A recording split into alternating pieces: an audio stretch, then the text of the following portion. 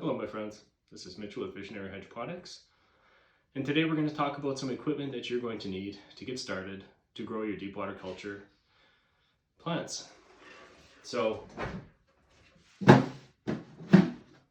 you have your Hydrobucket, you have your Hydrolid. There's a couple other things that you're going to need. First off, you need a pump. Any air pump will do. Whether it's an aquarium air pump, like a pet store air pump, or it's a hydroponic specific air pump.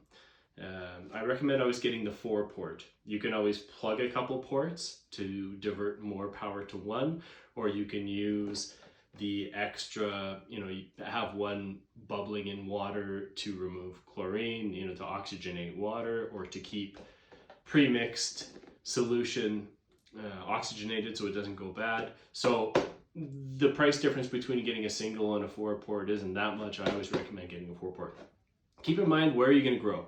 If this is in the middle of your living room, you don't want a commercial pump. It might be a little loud for you.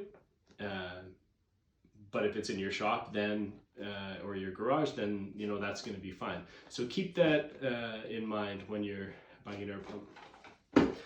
You're going to need air stones. This is my favorite type of air stone. And the reason why I like this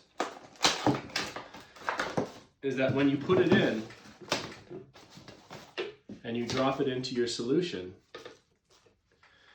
you can let your solution come all the way down to here and you're still going to be oxygenating the water. Some of the larger air stones or different shapes sometimes have a hard time sitting on the bottom, and then that results in a loss of oxygenation once your fluid level gets below the air line. So this is my favorite. So you need one of those. We're going to need airline. Airline comes in different colors. It comes in different qualities. Some airline is really flimsy, and while that's nice for maneuverability, I like the firm stuff because this delivers the max amount of pressure into your air stone. You will notice that the flimsy stuff just does not deliver the same amount of bubbles into your solution. A lot of that power gets lost with the lack of strength. A few other things you're going to need. Gloves. Gloves are important to protect your hands because we deal with acids, right? This stuff can burn your skin. I recommend using eye protection. You're going to need a way to measure all this stuff. Simply enough, you can buy these little syringes in different, from 1 mil to 50 mil. They're all available, widely available. A little shot glass or, a little jar to put that solution in and to draw from. So you're not drawing from the big bucket. You're going to need ways to measure your solution. You need to measure your total dissolved solids. That's your TDS. That's how many nutrients, if you will, that are in your solution. So this is just a way to measure that. And also a pH meter. pH is not the most important thing in your garden, but is very close to one of the most important things. If your pH is not right, your grow will not be successful. So I recommend getting a pH pen, but also just getting the basic liquid. There's a liquid that you can buy, and you simply add 5 drops to a certain amount of water, and then it's a color-coded thing. So you always have a backup, because these eventually, just their design, they eventually fail. And so you don't want to be stuck not being able to pH your water and be sure that you're having availability to your plants. You will also need isopropyl alcohol.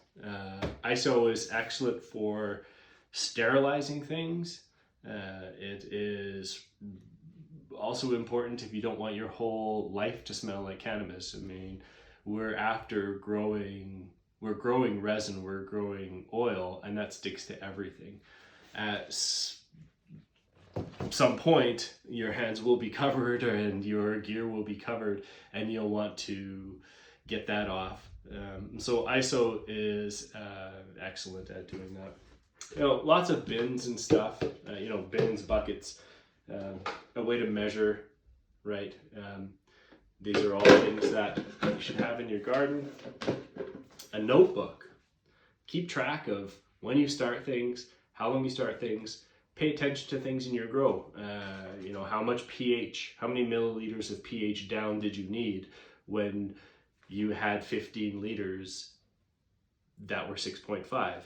If you keep track of stuff like this, it'll take the guesswork out of it. So you'll really get good at knowing exactly what it needs when it needs it.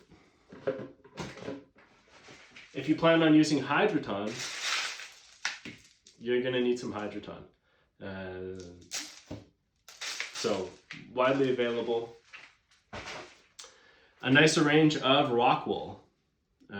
Again, depending on how you're going to grow, if you're going to grow in a hydropod, which we will use more of a grow slab, which we cut into the perfect shape, it works really well. These work great for clones, but also we can use something like this.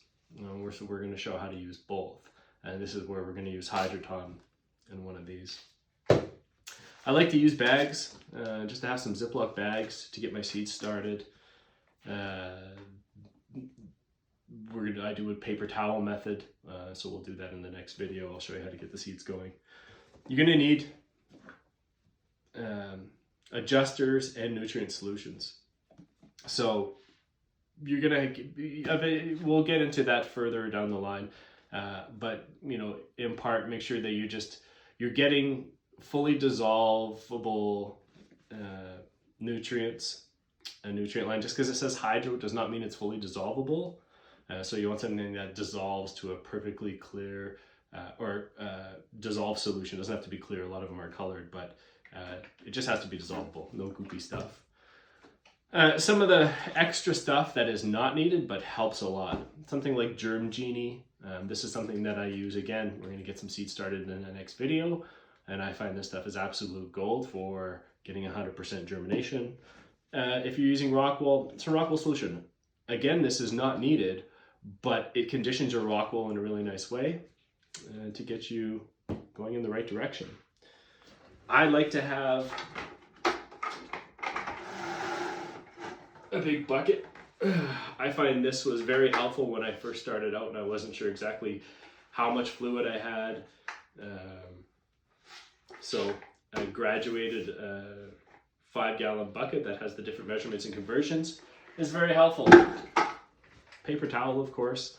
Cleaning everything, starting from a clean work environment and sterilizing your hands and your tools is always important. So that's going to help you have great success. So I'm sure I've missed some things, but that's a really good start. So go down to your local hydroponics retailer, support local if you can, pick up your gear, and we'll see you in the next video and get some seeds started.